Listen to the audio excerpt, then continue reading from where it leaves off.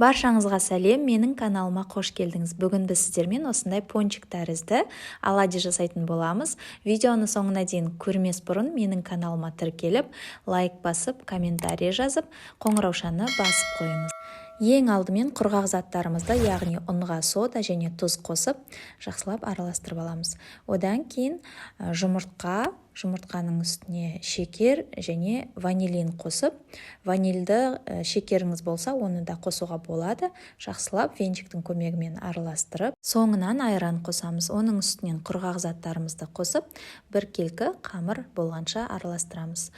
Содамыз әсер етемін дегенше қамырды 5 минутқа қоя тұрамыз. Табамызды қыздырып, үстінен аз ғана майды құйып, қамырымызды бір ас қасықтан осылай қызып тұрған табада екі жағын қызартып, орташа отта пісіріп аламыз.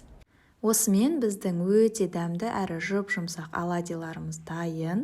Оладьидің үстінен қант ұнтағын сеуіп ұсынсаңыз болады, не болмаса кез келген тосаппен, балмен немесе қаймақпен өте әдемі үйлеседі. Менің видеом ұнаған болса, каналыма тіркелуді ұмытпаңыз және лайк басып, комментарий қалдыра отырыңыз.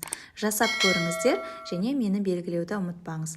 Ас болсын, сіздермен болған Айгерім.